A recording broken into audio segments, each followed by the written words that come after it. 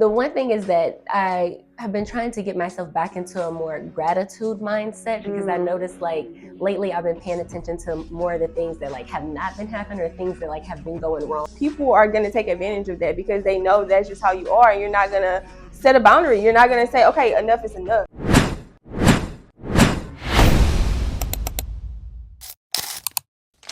Hey friends. Hey girl. Welcome back to Her Intentionally, the podcast about choosing to be intentional, because thriving doesn't happen by accident. I'm your host, Jasmine. And I'm your host, Keisha. So before we jump in, I just kind of want to do a little check-in. How are you Okay. feeling today? This week's journal prompt gave me a lot to think about this week. Uh-huh. And I feel like I've kind of like been reflecting on that. So I feel good. I feel like I got some new insights for the week. Same. The journal prompt was very like, you had to be very vulnerable with yourself and be very honest. That's right. With yourself. So yeah, it was very insightful, huh? It was very insightful. Yeah, for sure. And the prompt was, how am I choosing to show up for myself this week? So I think we're going to jump into that a little bit. Yeah. So let us know in the comments what you guys wrote and how you're choosing to show up for yourselves, because we want to know. Okay, so but I want to know what did you write? What came up for you?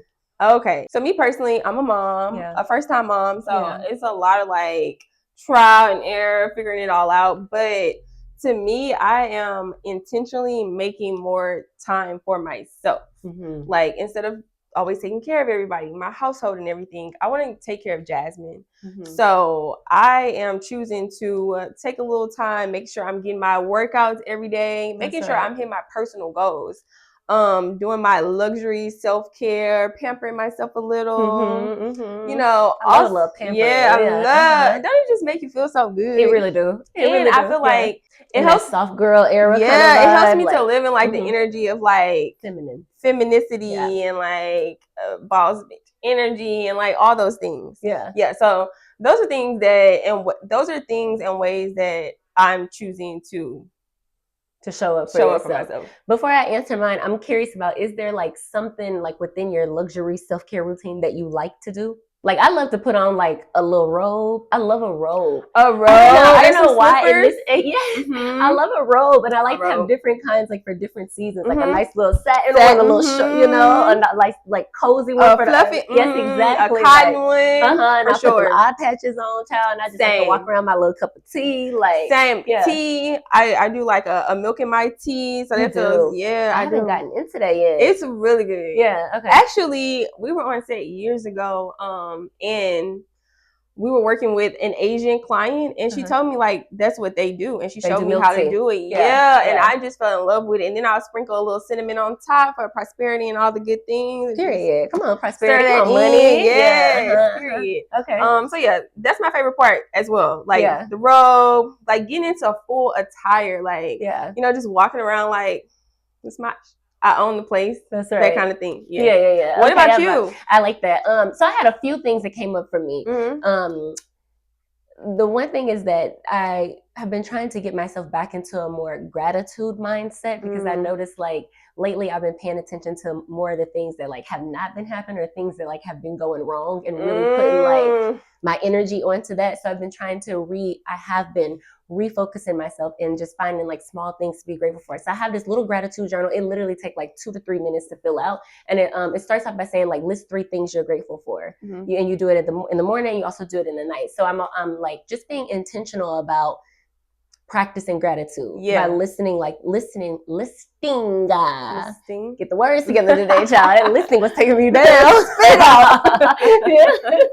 Listing the things that I'm grateful for. So that came up for me in choosing myself. And then also another thing that came up for me was being more cognizant about my sleep rituals, because I'm just starting to, it's like kind of like I knew it before, but I guess it's like hitting me more now that the way that you go to bed affects the way that you wake up. So I've been trying to be more intentional about implementing the actual sleep ritual for myself. And the last thing that came up is that I told you that I was traveling this week. I went home. And sorry. Why are you laughing? Because home's just bring that, right? I went home. I love my family. But I think this time it's like I really was able to recognize like to not, I guess, follow the impulse of needing to react. I was having a conversation with a family member and they said something that I felt like was a little bit inflammatory for me. And the old Keisha would normally like her immediately jump into like self-defense mode, like feel the need to argue my position, like just act off, I guess, like that trigger and that just like react that way. But this time I was able to just be like, okay, well, you know what? That's your perspective. I have my perspective and I'm not going to go further, like deeper into, like I'm not going to give my energy to it and be arguing for the next 2-3 hours about that. You feel how you feel and I feel how I feel, you know? Because at the end of the day, like if people are not doing the work that you're doing, they won't be able to be on that kind of energy where they're like, you know what, or they won't be able to be conscious of like what they're saying and how it's going to affect you. You know, but so since you're on the journey and you're doing the work, you're able to like, you know, take your energy back and not allow yourself to go down that rabbit hole. Right. So, wow. Like regulate a little bit. But and also I think like, I think too that it's okay for you to have a different perspective from somebody. Like you don't have to try to like, I guess like sway them into seeing things your way. And another thing that I realized was that if you have to explain to someone that you're in a relationship with, like why you feel, I guess, the way that you feel, or they're arguing with you about why you feel the way that you feel, it kind of is like an indicator of like, okay, this is not a conversation that I should be having. Right. You know what I mean? Yeah. Because then it kind of like takes away your, like you said, like you're right to your own perspective. Feelings. Yeah. Like it's not an argument. Right. And it kind of reminds me, I feel like, of what our conversation piece is about for today, which is a lot about boundaries and how to set boundaries. Yes. Right. And being more self-aware so that you know what boundaries to set. Yeah. So when we think about boundaries, like what comes up for you, I guess, around the conversation, around the idea of boundaries? Well, for so long, for me, I am a retired people pleaser. So not retired. I love that retired. But we ain't doing that no more. And like just the word boundaries would just make me feel away. Like anytime I heard it. But now it's like that's my way of standing up for myself. That's right. That's my way of protecting myself and the people I love with setting boundaries, because a lot of times things will happen or I will have conversations with people and it would leave me unsettled or it would trigger things in me and I would just stay quiet or, you know, swallow it to keep the peace or to keep those relationships. But in loving myself more and being more protective of myself, boundaries are absolutely necessary. It's a non-negotiable, you know, because, and then a lot of times people, they'll go as far as you let them. That's right. You know, so it's like if there are no boundaries, like if you're a people pleaser or you're always like over giving, like people are going to take advantage of that because they know that's just how you are. And you're not going to set a boundary. You're not going to say, okay, enough is enough. So, you know, I love boundaries now. Yeah. I think boundaries is a form of self-respect and a form of self-love. I think it's like the highest act of self-love is for you to set boundaries with people. I feel like for me, setting boundaries, I think that setting boundaries comes down to your personality type. And I think that where you are in life at the time. For sure. Because earlier on, like you said, it was much harder for me to set boundaries. Now I'm getting better at setting them. And I feel like I would set a boundary and then I would move it like for like a particular person. Right. You know what I mean? Like I'd be like, okay, I had a boundary, but I guess I can like let it slide. Yes, exactly. Yeah, exactly. Well, that's my whoever. Like that's my mama, that's my daddy, that's my whoever, my brother, whoever. Like I'll let it slide, you know? But it's like in letting it slide, it's like you're letting your self-love slide. Yes. Letting your self-respect slide. Right. Like everything just slides. Exactly. You know what I mean? Like yeah. And I think it was something I was gonna say that was really good there. So I think also like growing up, the women in my life, now that I'm older, they were boundaryless. Like they didn't really have boundaries. Like they kind of just let everything slide. Like, you know, as long as they were fulfilling their duties and like maintaining the household or taking care of everyone, like it kind of just seemed like what they wanted and like their dreams and things kind of like fell to the side and just wasn't important. So I think the women in my life, I held them to a certain, like on a certain pedestal, right? Mm-hmm. So I think coming into womanhood, it was like, well, these women to me are strong. These women to me they have characteristics that I want to embody. Mm-hmm. So, well, maybe that's how I should be, you know? And so because I didn't see women with strong boundaries, it was hard for me to implement those myself. Yeah. And so I had to go through a lot of like trial and error, a lot of relationships, like getting hurt, you know, just feeling silence. Like I had to go through a lot of different phases for me to get to the point where it was like, you know, I need to love myself better. Right. Like, and boundaries is the way to do it. Right. I think also like, I think things like that come down to like how you were shown how to love, mm-hmm. or how you were raised, I guess. Yeah. Well, I guess what I'm trying to say is like the way that you show up in relationships or the way that you love other people or love yourself is a lot about how you were raised and like right. what messaging and communication around those things that you saw growing up, which when you're saying like this is how I saw the women. So mm-hmm. it would make sense that you would like internalize that, right. I guess, and then kind of take that on as like, okay, well, I guess that's how it's supposed to be. Yeah, this exactly. is what it's supposed to be about. You know what I mean? Yeah. Exactly. Because I mean, especially when you're growing up, you only know what you know. Exactly. So also, like you said a few episodes ago, right? Like when you were younger, you felt like you had to overachieve to be loved, like to feel loved mm-hmm. and to get, you know, that kind of attention. I think that you're right about the fact that how you are loved is how you grow up and love. That's right. Yeah. But it's like when you get to a certain point and you start doing the work, you have to then decide, you have to break free of all that, especially if you were loved in a way that's not necessarily healthy. Mm-hmm. Like, you know, overachieving and stuff like that, or feeling like you gotta people please or whatever the situation is to be loved. Whenever you get to this point of like doing the work, you kind of have to break out of all that and, you know, decide like how you want to move forward and how you want to love people that's important to you in your life.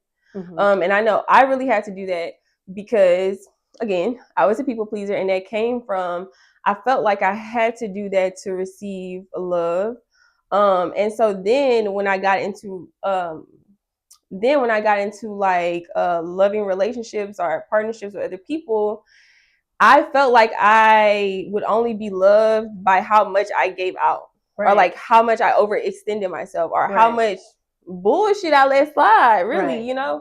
And so once I started doing the work, and it's like, actually, no, I don't want to do that to be loved. I don't want my worth to be measured by what I can do for you or how I don't have boundaries. Right. You know, so you really just got to do the work and get to that point, because before you get to that point, it's like you don't know what you don't know. Right. Yeah. And you keep talking about like doing the work. And so I feel like it's like, what is the work? Because you always hear people say like doing the work. It's like, what is the work? Mm-hmm.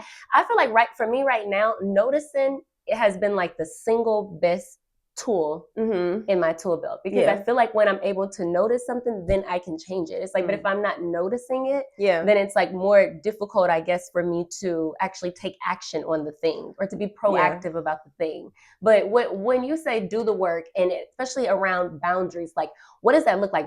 How do you go about setting boundaries? For me, it's like just having that conversation with yourself, like mm-hmm. real raw and fucking honest, like just being honest with yourself. Like, mm-hmm. am I really okay with being treated like this? Yeah. Am I really okay with my voice not being heard? Like, am I really okay when no one's watching and I'm by myself? Am I really okay with it? Or am I always crying when no one's watching? Like, you know, am I still dealing with the hurt because I didn't speak up for myself?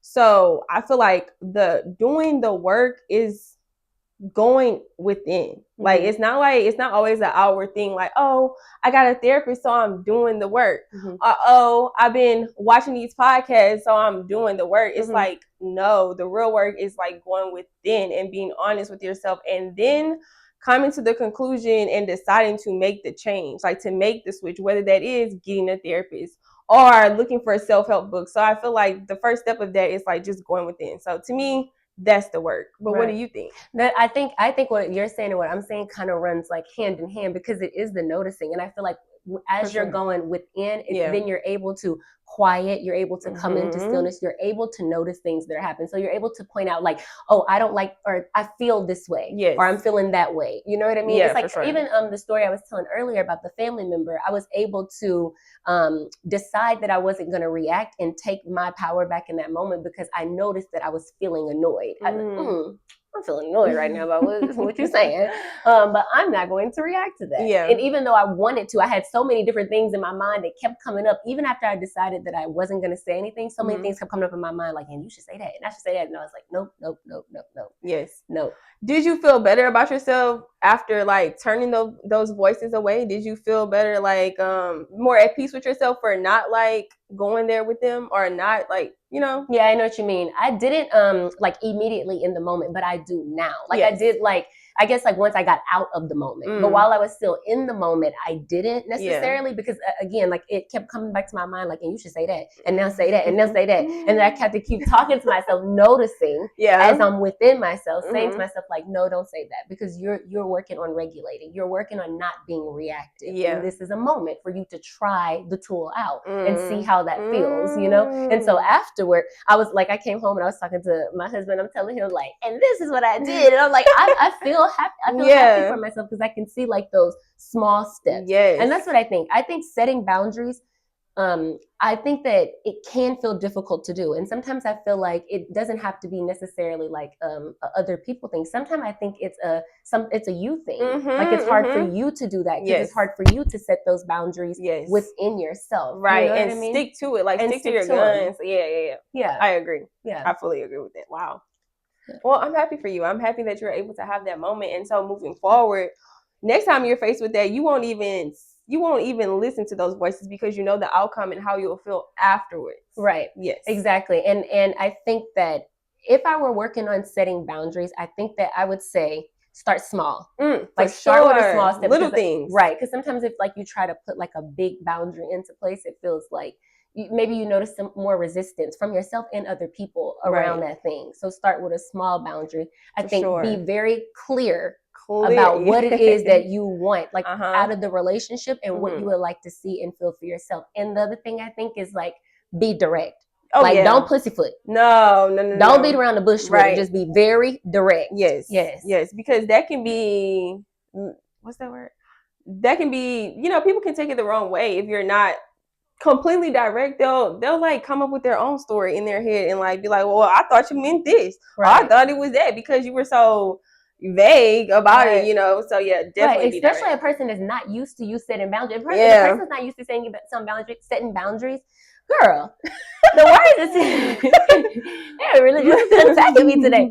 If a person is not used to you setting boundaries, I feel like if you're like, I like my jazz, like a jazz that I can walk over. Like, I don't want her like too empowered. Then I feel like if you're like trying to set it, they're gonna try to test for them. Sure. And too, sometimes it don't have to be like out of malice. It could just be out of like, that's just the pattern or the habit that they're in, the relationship dynamic that you guys are used to having. You know what I mean? Yeah. I agree. I agree with that. When it comes down to setting boundaries, again, I think that it's a lot to do with you, and it tells a lot about your internal state and, and how you're feeling about yourself. A lot of times, we are, even though like let's say you start small, right? And you start setting these boundaries with yourself, then you start like implementing them in your relationships. Like, people have expectations, and there's a lot of like external pressure that comes from like social media, like seeing how people operate on social media, which by the way is just highlight reels, but it's very misleading. And so you'll see, let's say you follow this couple, right, and they're always like so happy and they're always like talking to each other positively, and so you think like that's really what it is. So now you're saying all these high expectations for your relationship, when in reality you don't even know what's going on behind closed doors. Right. You don't know what it's like when they turn the camera off. And so I feel like, especially in this day and age, like with social media and just everything that comes with it, like you have to be very discerning with things like that. And so I feel like be realistic, and like in starting small, you have to be realistic and know that like this is someone's highlight reel. And so you can't hold real life expectations to that. Right. And so, and it's asking whose expectation is that? Exactly. Is that an expectation that you just feel like you need to perform for the sake of performing, right, or is that something that you really feel aligned with? Exactly. So I'm already of the mindset of believe like very little of what I see online, for like sure, on social media. For sure. Yeah. And then as like being a content creator myself, I know sometimes in my real life, I could be having the worst day ever, but I know, I have to get content today. And when I turn that camera on, I'm a whole different person. Yeah. And so because I know the backside of that, I know to take that shit with a grain of salt. Yeah. But for people that don't have that for people that don't know that, like, it can be very misleading, and, it can set you up for a lot of disappointment. Yeah. So even if you're doing the work and making like slight progress, by seeing social media and comparing yourself to that, it'll make you feel like you're not doing enough. It'll make you feel like the little steps that you're taking are for nothing. So take it with a grain of salt. With a little grain of salt. Yeah. So what you're saying is that you basically, like, there's multiple areas that you might need to set boundaries in your life. That might be with family relationships, romantic relationships, platonic relationships, but also your social media, your relationship to social media. Yes, your relationship to social media. Like, make it a thing to unfollow people or unfollow pages that make you feel not good, or like uncomfortable, like, pages that just are not aiding in your progress. Like, go ahead and mute those, unfollow those people, because social media is about you. And since it's about you, it's about your perception, like your world. So don't worry about,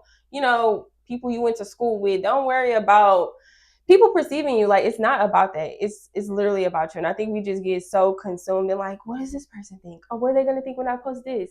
And I think as a content creator, that can hold you back. That can stop you from living your literal dream life. It can stop you from like chasing certain opportunities because you're worried about what people are going to think or how they're going to perceive you based on what you're putting out. So don't worry about those people. Yeah. And I think that when you start to worry about those things, it starts to change your internal dialogue. And so I feel like paying attention to your internal dialogue is another way for you to start small steps in choosing yourself. Yeah, for sure. You know what I mean? So that self-talk aspect of things, I think, is like such an important thing. Like, how are you speaking to yourself? Are you critical of yourself? Or do you speak kind? Are you nurturing to yourself? Like, those things I think matter as well. Yes, for sure. Like, be kind to yourself.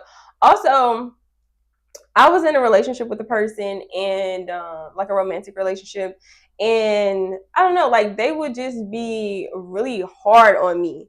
And I didn't understand where that was coming from until we had like a conversation. I'm like, how do you talk to yourself? And they're like, I'm super hard on myself. Like, I don't allow like myself to settle, or I don't allow myself to take certain shit, you know what I'm saying? And so I realized that because that person's inner dialogue was so hard, so ungraceful, that's how they were projecting things onto me and like how they were treating me. So it really does like start within. Yeah, for sure. And I think like that kind of thing comes from like early childhood again, because that means that somewhere in their childhood that's how they were spoken to. Yeah. And so they have now internalized that, and now that's how they speak as well. Yes. I feel like something that I've been learning and been more aware of recently is like sometimes self-talk doesn't have to just be like verbal communication. You know, like you can communicate non-verbally as well. To yourself? With yourself, yes, because like I feel like I think of myself as like a person that normally talks like pretty positively to myself, and I do. But what I realized is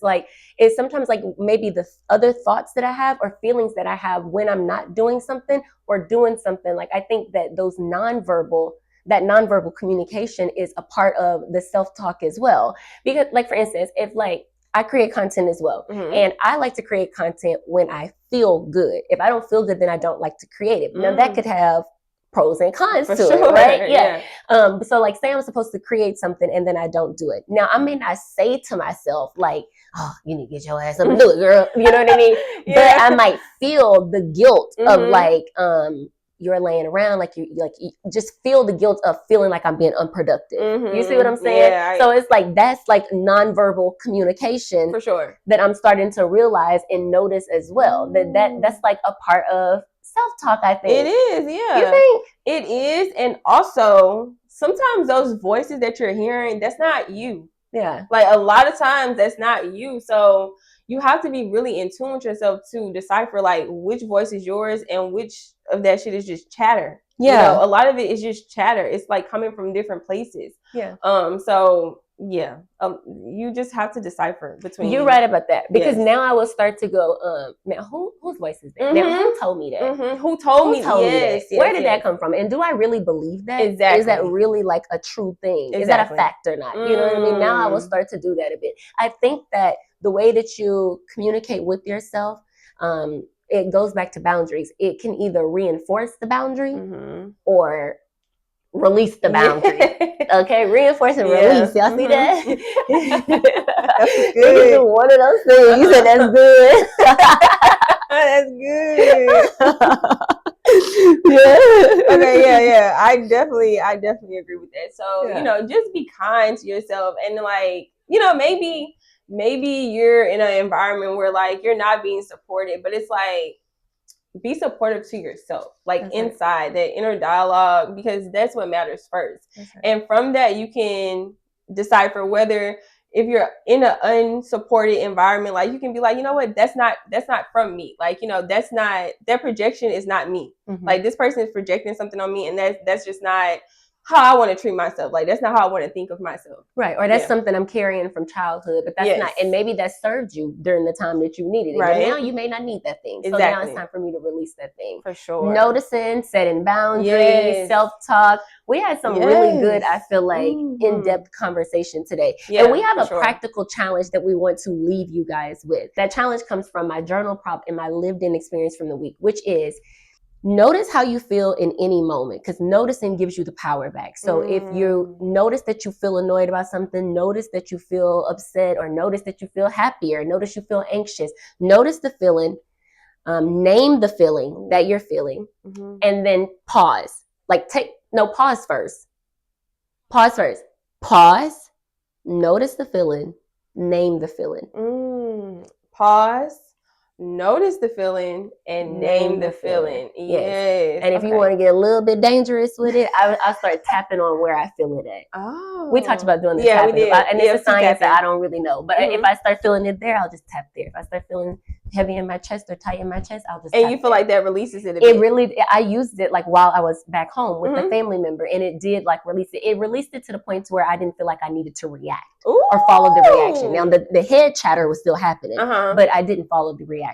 Gotcha. Yeah. It gave me enough to be in the moment. So that's really good. Y'all practice that. Practice that like multiple times. Like it's gonna take practice before you get good at something. You know, like you gotta work out that muscle. And remember, being intentional is a practice. It is not a destination. So have some grace with yourself. Be graceful with yourself while you're going there. Okay, please. Yeah. And before we go, don't forget to like, comment, and subscribe, and hit your notification bell so that you don't miss when we drop the heat. That's right. That's right. Thank y'all so much for tuning in to Her Intentionally, and we're gonna see y'all in the next episode. Bye. Bye.